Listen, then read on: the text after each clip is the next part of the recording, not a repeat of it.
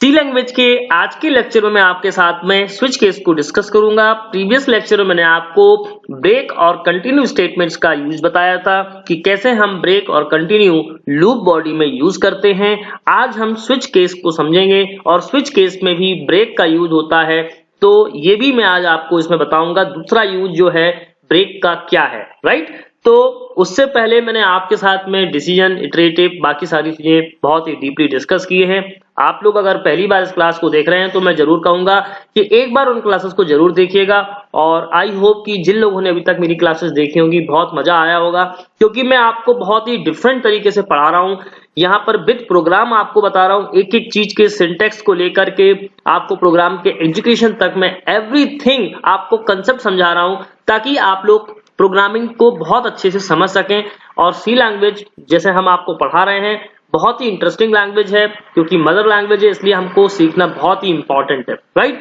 तो चलिए अब हम बात करेंगे स्विच केस की, और स्विच केस बेसिकली है क्या, इसको हम बहुत डिटेल में समझेंगे, राइट। तो सी में जो स्विच स्टेटमेंट है इसका बेसिकली यूज क्या है, राइट।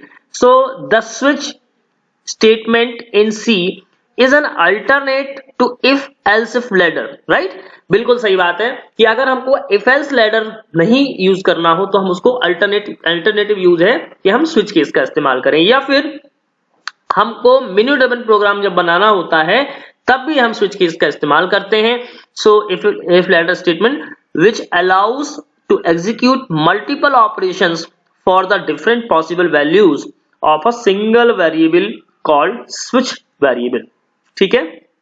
अगर आपको मल्टीपल ऑपरेशंस को यूज करना हो डिफरेंट पॉसिबल वैल्यूज के साथ में, वो भी किसमें, सिर्फ सिंगल वेरिएबल में, तो हम उसमें स्विच केस को इस्तेमाल करते हैं। So here we can define various statements in the multiple cases for the different values of a single variable. बिल्कुल सही बात है, हम यहाँ पर डिफरेंट स्टेटमेंट्स को मल्टीपल केसेस में, यानी कि केस 1, केस 2, केस 3, ऐसे अलग अलग केसेस में हम उसको यूज करेंगे, वो भी सिंगल वेरिएबल के द्वारा, राइट। सो अब देखिएगा जो सिंटेक्स है वो क्या है। The syntax of the switch statement in the C language is given below. Switch लिखेंगे यहाँ पर, स्विच के बाद में यहाँ पर एक्सप्रेशन होगा, ठीक है, या है ना, यहाँ पर ये एक्सप्रेशन होगा। देन इसके बाद में ये स्विच की बॉडी यहाँ से स्टार्ट हुई, देन केस, यहाँ पर वैल्यू 1, यहाँ पर केस 1 का कोड होगा। ब्रेक स्टेटमेंट हमने लगाया, ये चूंकि ऑप्शनल होगा, जरूरी नहीं है। अगर मैं चाहता हूं कि एक पर्टिकुलर सिचुएशन में सिर्फ मेरा यही केस चले तो मैं ब्रेक का इस्तेमाल करूंगा। प्रीवियस लेक्चर में मैंने आपको ब्रेक बताया कि लूप बॉडी में कैसे काम करता है, राइट। ब्रेक का काम है कि सीधे प्रोग्राम को टर्मिनेट कर देना या कंट्रोल को वहां से टर्मिनेट कर देना, उस बॉडी से बाहर कर देना, राइट। ठीक उसी तरह से अब यहाँ पर केस 2, ठीक है, केस आया और उस केस में जो उसकी वैल्यू है वो लिखेंगे, देन उसका कोड एग्जीक्यूट होगा। फिर ब्रेक का हम ऑप्शनल यूज कर सकते हैं, डिफॉल्ट यूज है।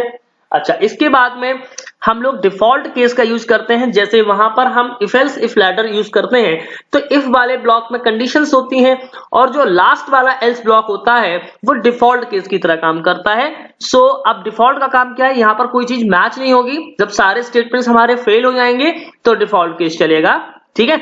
तो code to be executed if all cases are not matched, right. इस तरीके से हमारा ये स्विच का जो अभी हमने आपको बताया ये एक बेसिक सिंटेक्स है, ठीक है। तो इस तरीके से हम स्विच केस का इस्तेमाल करते हैं।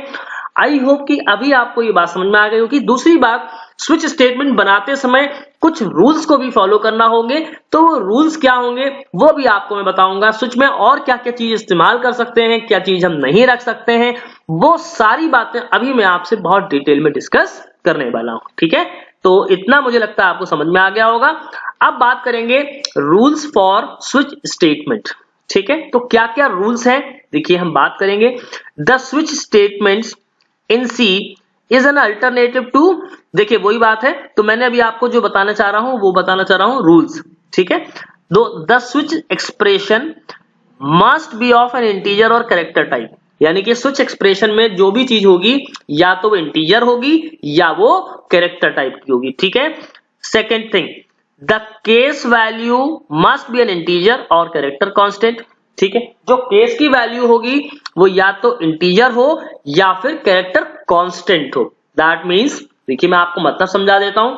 कि एग्जैक्टली मतलब क्या है। जैसे कि मान लीजिएगा मैंने स्विच में पहला जो हमारा एक्सप्रेशन है, सपोज दैट कि मैंने मान लीजिएगा स्विच में डाल दिया, मान लीजिएगा मैंने डाल दिया CH, ये मैंने कैरेक्टर टाइप की वैल्यू डाल दी, ठीक है, CH डाल दिया, ओके। अब मान लीजिएगा मैं यहाँ पर केस लिख रहा हूं, तो केस जब मैंने लिखा तो केस में क्या वैल्यू होगी, या तो ऐसी या फिर केस मान लीजिएगा मैंने A डाल दिया, ठीक है, इस तरीके से मैंने लिख दिया, राइट। तो जो भी हम लिखना चाहें वो ये लिख सकते हैं, इंटीजर या कैरेक्टर कांस्टेंट, क्लियर। अच्छा, the case value can be used only inside the switch statement, जो भी केस वैल्यू हम ले रहे हैं वो स्विच स्टेटमेंट के अंदर लेंगे, ठीक है। So the break statement in the switch keys is not must, ठीक है, the break statement in switch case is not must, it is optional if there is no break statement found in the case, so all the cases will be executed present after the matched cases। मतलब कि अगर मैंने break statement नहीं लगाया है और मान लीजिएगा हमारा पहले केस से ही अगर स्टेटमेंट एग्जीक्यूट हो रहा है तो जितने भी केस लगे होंगे वो सारे एग्जीक्यूट होंगे। So it is known as fall through the state of C switch statement, right. तो ये तो थे सी के स्विच स्टेटमेंट बनाने के रूल्स।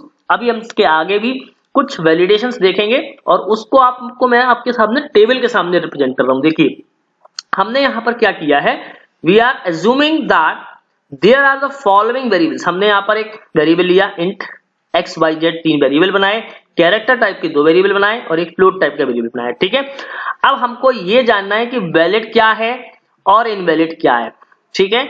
तो देखिए ये स्विच के अंदर की बात कर रहे हैं, फिर हम केस की बात करेंगे। पहले स्विच के अंदर जान लेते हैं। देखिए यदि स्विच के अंदर हमने x लिखा बिल्कुल वैलिड है, स्विच के अंदर हमने x ग्रेटर देन y यानी कोई एक्सप्रेशन है वो भी बिल्कुल वैलिड है, स्विच के अंदर मैंने a प्लस b माइनस 2 ऐसा लिखा ये भी वैलिड है, स्विच के अंदर कोई फंक्शन लिखा ये भी वैलिड है। यानी ये चारों स्टेटमेंट्स यानी कि नंबर 1, नंबर 2, नंबर 3 और नंबर 4 ये चारों वैलिड हैं, चारों क्या हैं, वैलिड हैं, यानी बिल्कुल ट्रू है। ऐसे ही कर सकते हैं, लेकिन स्विच के अंदर हम फंक्शन नहीं, सॉरी फ्लोट वैल्यू नहीं डाल सकते। यानी कभी भी हम ऐसा नहीं लिख सकते कि मान लीजिएगा स्विच लिखा और उसके अंदर हमने मान लीजिएगा जो f है, ये जो f है इसको लिख दिया, ठीक है, ये इनवैलिड है, ये इनवैलिड है। दूसरी बात, मैं ऐसा भी नहीं लिख सकता कभी भी स्विच के अंदर जैसा ये लिखा है स्विच के अंदर कि x प्लस 2 5, ठीक है, ऐसा भी नहीं लिख सकता, या मैं खाली 2.5 लिख दूं या मैं खाली 3 पॉइंट लिख दूं, देखिए ऐसा भी नहीं लिख सकता, 4.5 ये भी नहीं लिख सकता, ये सभी इनवैलिड है। तो देखिए यहां पर ये भी इनवैलिड है, राइट, ये भी इनवैलिड है। इसलिए ये जो स्टेटमेंट्स हैं स्विच के अंदर ये हैं इनवैलिड और ये वाले जो स्टेटमेंट्स हैं ये है वैलिड। आई होप कि इतनी बात समझ में आ गई होगी। अच्छा, अब एक बात तो ये क्लियर हो गई, क्योंकि स्विच के अंदर 2 चीजें, एक तो स्विच के स्टेटमेंट, दूसरा केस। तो यहां पर ये जो केस है वो है वैलिड केस। तो वैलिड केस कैसे होगा, अब देखिए केस के अंदर हम क्या क्या रख सकते हैं। देखिए केस 3 ये लिखा है चलेगा, कोई प्रॉब्लम नहीं। केस A यानी ये सिंगल कोट में लिखा है क्योंकि कैरेक्टर कांस्टेंट है, ये इंटीजर कांस्टेंट, ये भी चलेगा। केस के अंदर 1 प्लस 2 लिखा है, ये भी एक इंटीजर कांस्टेंट है, ये भी चलेगा। केस के अंदर हमने इस तरीके से लिखा दोनों कैरेक्टर कांस्टेंट को कंपेयर करके, ये भी वैलिड है। लेकिन याद रखें कि केस 2.5 ऐसा नहीं लिखा जा सकता क्योंकि ये फ्लोट कांस्टेंट है, इसको हम नहीं लिख सकते। दूसरा केस x ऐसा भी नहीं लिख सकते कि हमने ऐसा लिख दिया हो, ठीक है ना, कोई वेरिएबल टाइप का लिख दिया हो, ऐसा भी नहीं लिख सकते, है ना। केस x प्लस 2 भी नहीं लिख सकते, मानी वेरिएबल के साथ में कोई भी आपने इंटीजर कांस्टेंट जोड़ दिया हो, या केस 1, 2, 3 एक साथ नहीं लिख सकते। तो इस तरीके से ये स्टेटमेंट्स हम नहीं लिख सकते, ओके, ये चीजें हम वहां पर नहीं लिख सकते। हमको कैरेक्टर कांस्टेंट लिखना है, ठीक है, ये इनवैलिड है, ये क्या है, इनवैलिड है। लेकिन ये क्या है, सारे स्टेटमेंट्स केसेस वैलिड है। तो ये ध्यान रखना पड़ेगा कि वैलिड केस कौन कौन से हो सकते हैं और इनवैलिड केस कौन कौन से। तो ये चीज ध्यान रखें, ये है हमारा इंटीजर कांस्टेंट, ये कैरेक्टर कांस्टेंट, ठीक है, और ये है, ये भी इंटीजर कांस्टेंट है, ये कैरेक्टर्स कंपैरिजन, ठीक है। तो इस तरीके से हम स्विच स्टेटमेंट के अंदर स्विच और स्विच केस के एक्सप्रेशंस और केसेस को समझ पाए, राइट। अब हम बात करेंगे इसके फ्लो चार्ट की और इसके आगे की, ठीक है। ओके, अब मैं आपको फ्लो चार्ट बताऊंगा स्विच केस का, कि फ्लो चार्ट मतलब दैट मींस कि स्विच की जो फंक्शनिंग है वो किस तरीके से काम करती है, ठीक है। देखिए यहां पर जो मैं आपको दिखा रहा हूं कि देखिए ये एक्सप्रेशन लिखा है स्विच केस में। एक्सप्रेशन लिखने के बाद में केस बाय केस ये जाएगा, ठीक है। यहां पर गया, केस 1 को देखा, केस 1 अगर मैच होगा तो ये स्टेटमेंट एग्जीक्यूट होगा, और एग्जीक्यूट होने के बाद में सपोज दैट कि अगर ब्रेक स्टेटमेंट लगा है तो ये सीधे इस बॉडी से बाहर आ जाएगा, ठीक है, स्विच की बॉडी से बाहर आ जाएगा। अगर मान लीजिएगा स्विच केस में मान लीजिएगा पहला स्टेटमेंट मैच हो गया, और पहला स्टेटमेंट मैच होने के बाद कोई ब्रेक नहीं है, तो ये उसके बाद में स्टेटमेंट 2 एग्जीक्यूट करेगा, स्टेटमेंट 3 एग्जीक्यूट करेगा, स्टेटमेंट 4 एग्जीक्यूट, जितने भी स्टेटमेंट लिखे हैं यहां पर वो सारे स्टेटमेंट्स एग्जीक्यूट करेगा, ठीक है। अब मान लेते हैं कि अगर स्विच केस का स्टेटमेंट मैच नहीं होता है, मान लीजिए केस 1 मैच नहीं हुआ तो केस 2 पे जाएगा, केस 2 भी मैच नहीं हुआ तो केस n पे जाएगा, और केस n मैच नहीं हुआ तो यहां पर डिफॉल्ट को एग्जीक्यूट करेगा, और डिफॉल्ट में जो भी केस है उसको एग्जीक्यूट करेगा। मान लीजिए ब्रेक लगा है तो ब्रेक एग्जीक्यूट होने के बाद में इस लूप बॉडी से इस स्विच की बॉडी से बाहर आ जाएगा, ठीक है।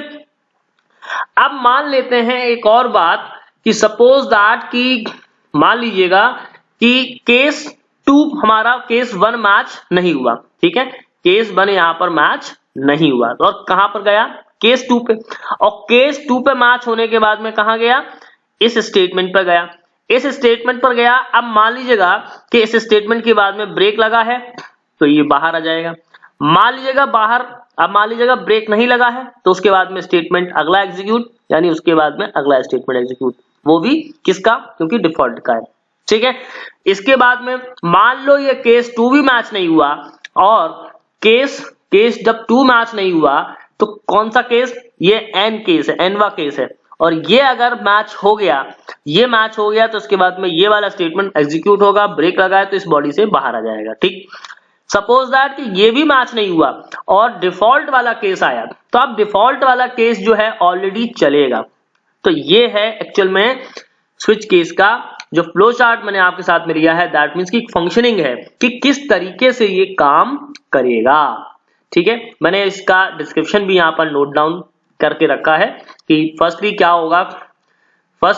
होगा यहाँ पर, फर्स्टली होगा first the integer expression is specified in the switch statement and is evaluated, so this value is then matched one by one with the constant value given in the different cases, यानी case में जो different constant values दी गई होगी उससे match करेगा। if a match is found then all the statements specified in that case are executed along with the all cases present after that case including the default statement, ठीक है, including the default statement के साथ में include है। So no two cases can have the similar values, ध्यान रखना होगा, no two cases have the similar values.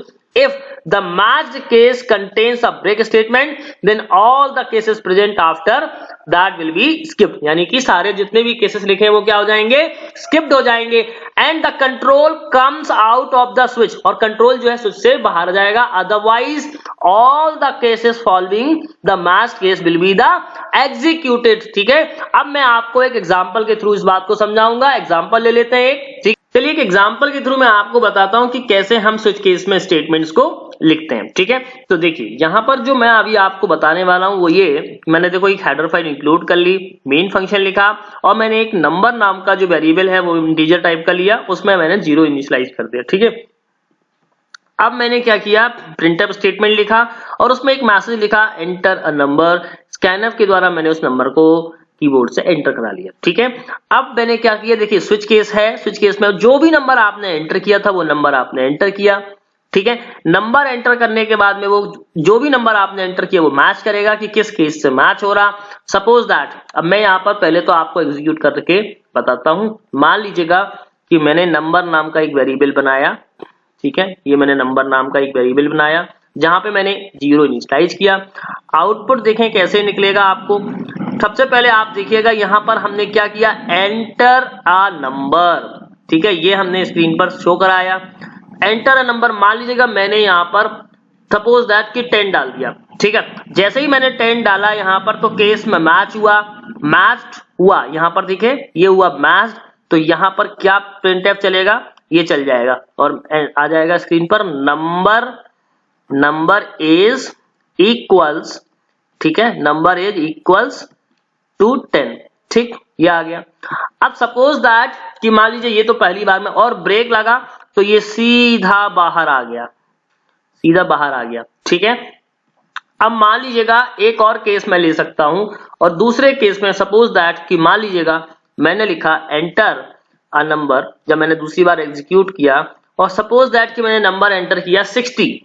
जैसे मैंने नंबर 60 एंटर किया तो यहां पर क्या होगा, जब ये केस में 60 है तो यहां पर तीनों केसेस में क्या हुआ, अनमैच्ड, और जब अनमैच्ड हो गया तो कहां जाएगा, सीधा कंट्रोल जो है वो कहां जाएगा, डिफॉल्ट केस पे जाएगा, और ये हमारा मैसेज शो हो जाएगा कि नंबर इज नॉट इक्वल, ठीक है, इक्वल टू 10, 50 और 100, ठीक है, ये एक मैसेज शो हो जाएगा, ठीक है ना।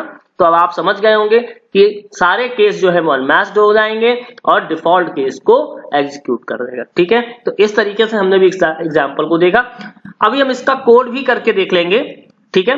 तो हम इसका कोड करके देखेंगे तो मुझे लगता है ज्यादा इस बात को आप बहुत अच्छे से समझ पाएंगे, क्योंकि प्रैक्टिकली आप उस चीज को समझ पाएंगे, राइट। तो हम इसका एक बार कोड कर लेते हैं, ओके, चलिए आगे बढ़ते हैं। ओके, हम कोड करके देखते हैं। तो हम सबसे पहले क्या किया, हेडर फाइल इंक्लूड कर ली। मेन के अंदर हमने यहाँ पर एक इंटीजर नंबर नाम का वेरिएबल बनाया, ठीक है, उसमें 0 इनिशियलाइज कर दिया।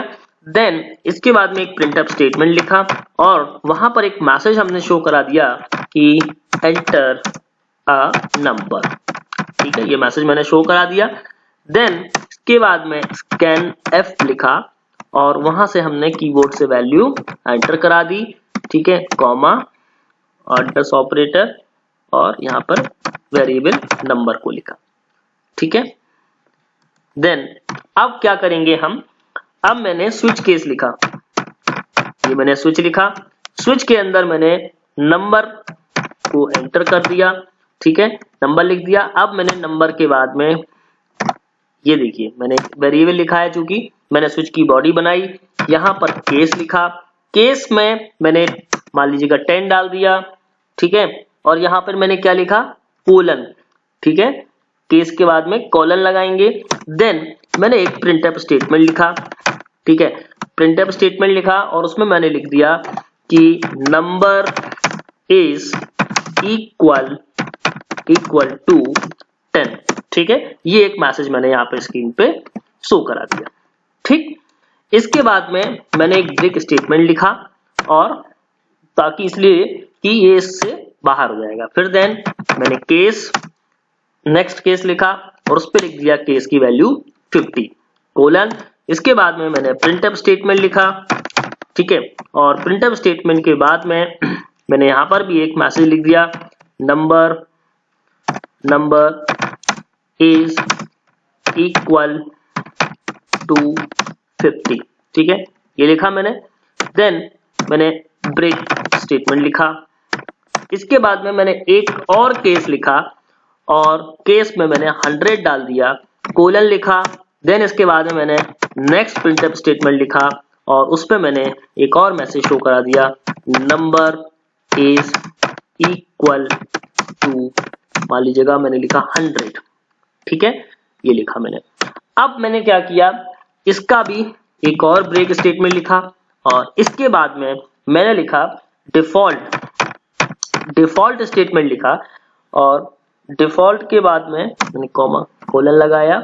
देन एक प्रिंटफ स्टेटमेंट मैंने और लिख दिया, ठीक है, प्रिंटफ स्टेटमेंट लिखा और यहां पर मैंने मैसेज लिख दिया कि number is not equal to, ठीक है, 10, 50, 100, ठीक है, ये मैंने लिख दिया यहां पर, ठीक है।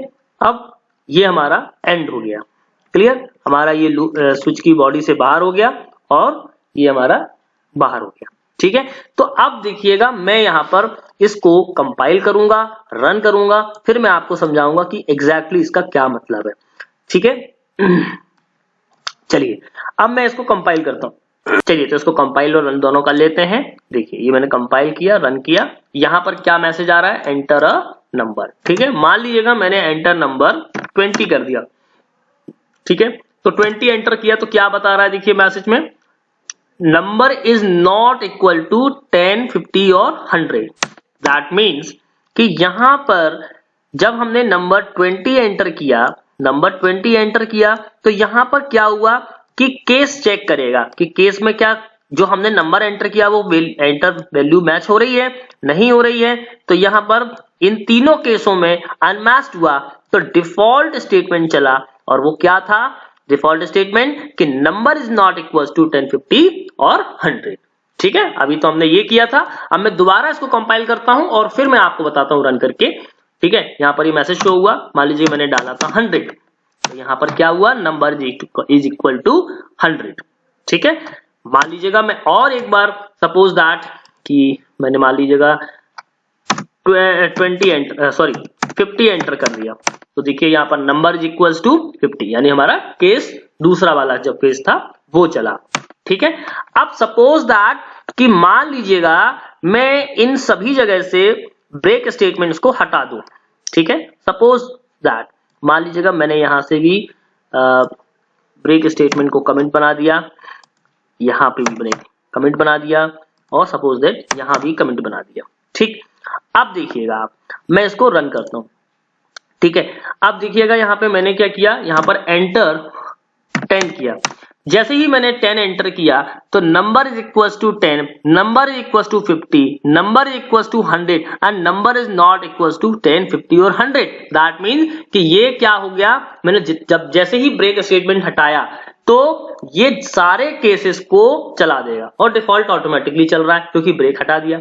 अब मान लीजिएगा, क्योंकि अभी आपको ये देखने में नॉर्मल वैसे नहीं लग रहा होगा, तो अगर मैं सपोज दैट यहाँ पर स्लैश एन डाल देता हूं, यहाँ पर भी स्लैश एन डाल देता हूं, ठीक है, और यहाँ पर भी स्लैश एन डाल देता हूं, और ये वाला जो ब्रेक है ना, इसको अपन कमेंट नहीं बनाते हैं, ये दोनों में अपन ने कमेंट बना दिया। अब मैं इसको रन करता हूं।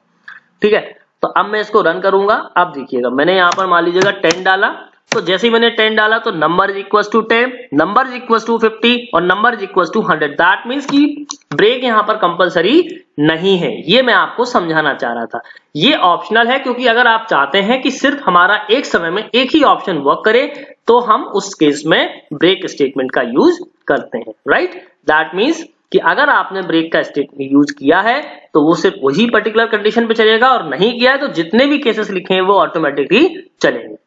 क्लियर, तो अब आपको इस एग्जाम्पल से ये बात समझ में आ गई होगी। ठीक है, अब हम एक और एग्जाम्पल भी लेंगे तो उसके माध्यम से भी आपको मैं बाकी बात समझाता हूं। ठीक है, चलिए एक और एग्जाम्पल मैंने लिया स्विच केस का, सेकेंड एग्जाम्पल मैंने आपके सामने लिया है। वो एग्जाम्पल क्या है, देखिएगा यहां पर, अब देखिए यहां पर मैंने दो वेरिएबल लिए हैं, एक है x, एक है y।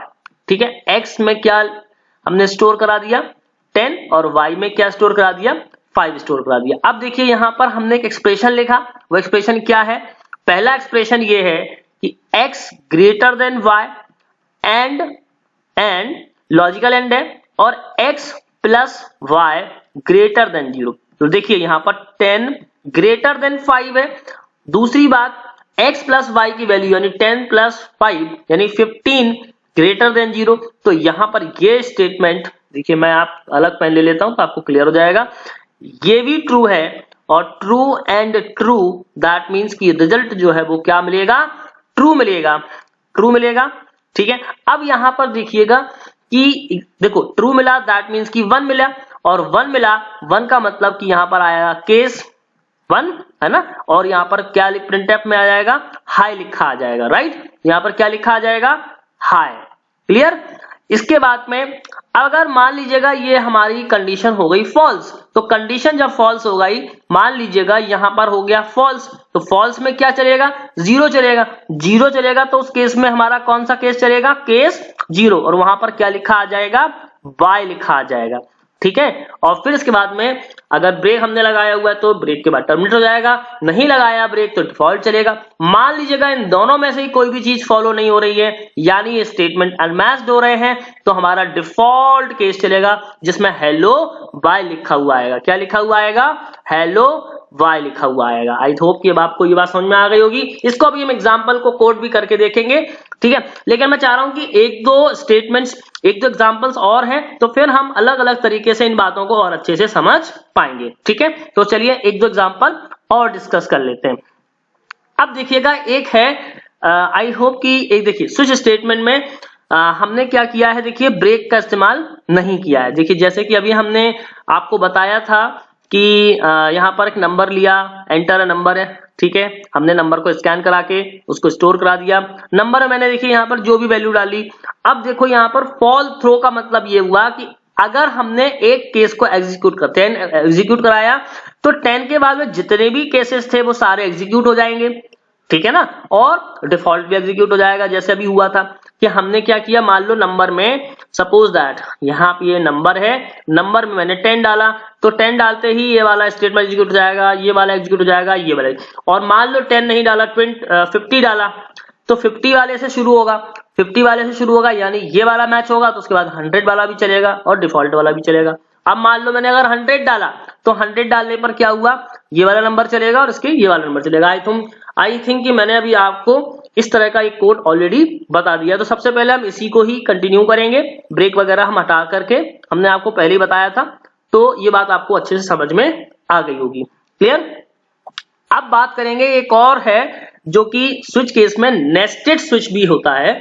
तो जैसे हमने नेस्टेड लूप इस्तेमाल किया है, उसी तरह से स्विच के अंदर भी स्विच केस का हम इस्तेमाल कर सकते हैं। कैसे करेंगे, पहले मैं इसका कंसेप्ट आपको समझा देता हूं कि क्या है। We can use as many switch statement as we want inside a switch statement. Such type of statement is called nested switch case statements. ठीक है, हम इनको क्या पढ़ते हैं, nested switch case statements, right. देखिए हैश इंक्लूड stdr.h, हमने एक हेडर फाइल इंक्लूड की। मेन के अंदर हमने एक i नाम का वेरिएबल बनाया, एक j नाम का वेरिएबल, दोनों वेरिएबल बनाए, i और j।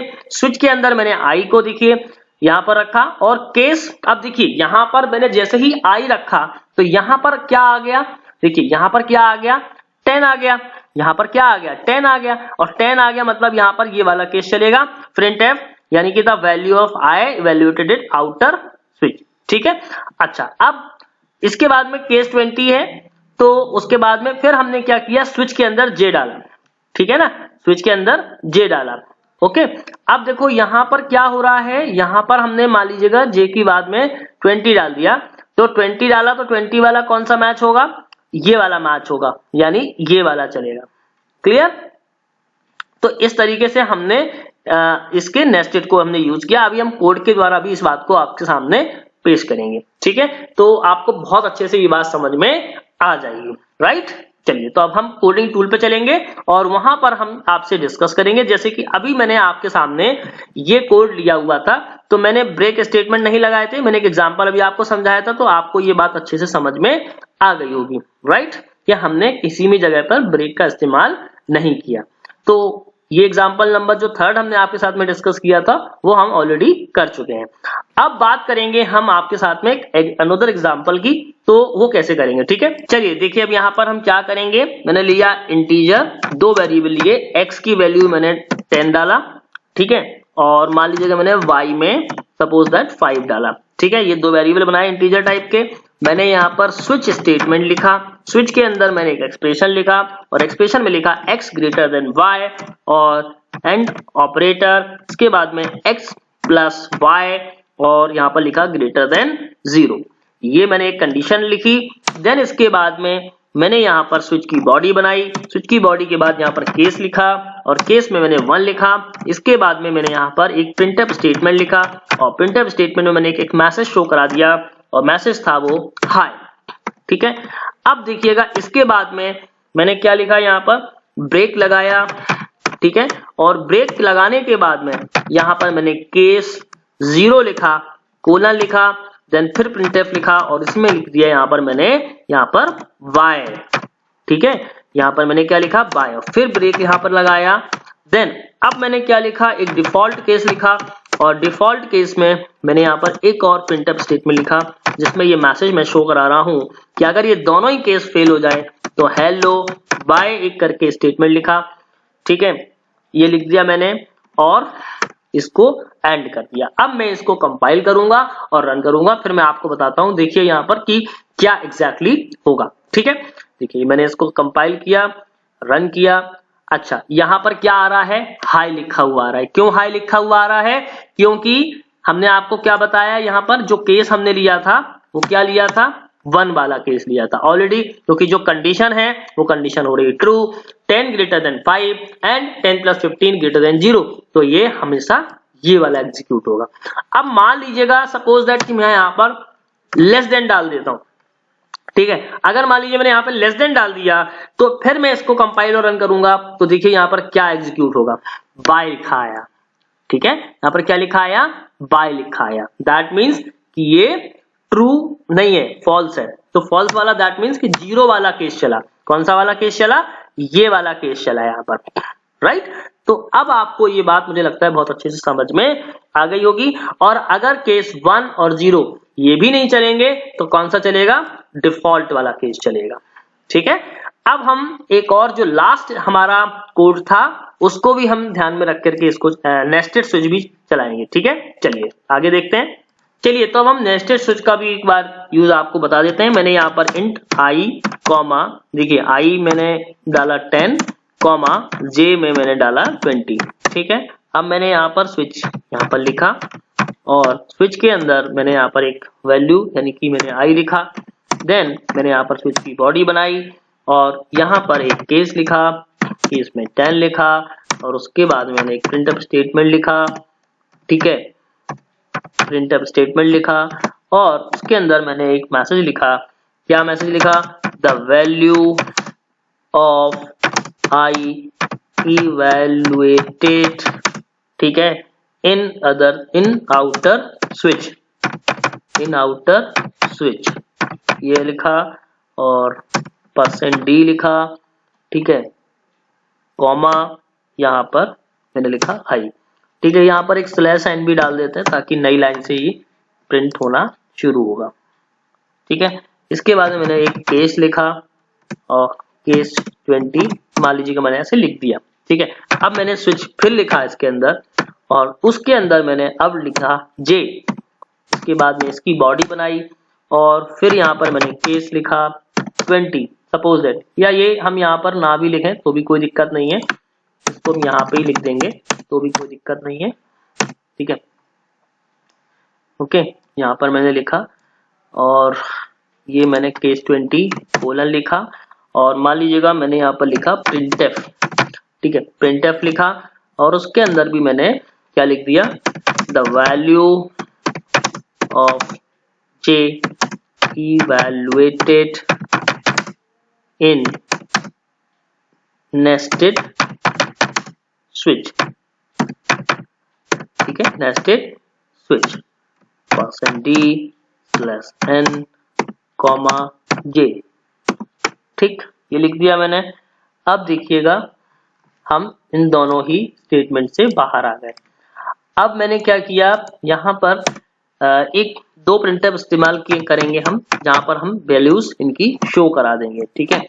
और अब मैं यहाँ पर लिखूंगा कि exact value of i is, ठीक है, मैंने लिखा मान लीजिएगा %d/n, ठीक है, कॉमा आई, देन इसके बाद में सेम एज प्रिंटफ ये भी लिखा और उसमें मैंने लिखा कि exact value of j is, ठीक है, %d/n और कॉमा जे, ठीक है, ये लिख दिया मैंने।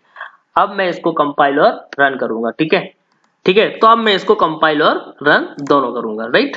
देखिए ये मैंने कंपाइल किया, रन किया और देखिए यहाँ पर क्या लिखा आ रहा है, the value of i is value to outer switch, the value of j is value to nested switch और exact value of i is 10, exact value of j 20। तो ये हमारा जो मैसेज था वो ये स्विच केस में शो हो गया। ठीक है, तो इस तरीके से हमने आपको स्विच केस को इस्तेमाल करना बताया। मैंने आपको सारी चीजें बताई कि स्विच केस एग्जैक्टली क्या होता है, स्विच केस में हम नेस्टेड स्विच का इस्तेमाल कैसे करते हैं, स्विच में ब्रेक का इस्तेमाल करना कंपलसरी है या नहीं है। तो आज हमारा ये फिनिश हो गया। नेक्स्ट क्लास में आपके साथ में गो टू इंस्ट्रक्शन को डिस्कस करूंगा और इसके साथ ही हमारा कंट्रोल इंस्ट्रक्शन कंप्लीट हो जाएगा। तो आई होप कि आपको यहां तक बहुत अच्छे से समझ में आया होगा। आप इससे रिलेटेड कुछ प्रोग्राम्स भी बनाइएगा। मैं आपके साथ में नेक्स्ट क्लासेस में या इसके आगे की क्लासेस में कुछ प्रोग्रामिंग क्लासेस भी आपके साथ में डिस्कस करूंगा, तो आपको और मजा आएगा। ठीक है, थैंक यू।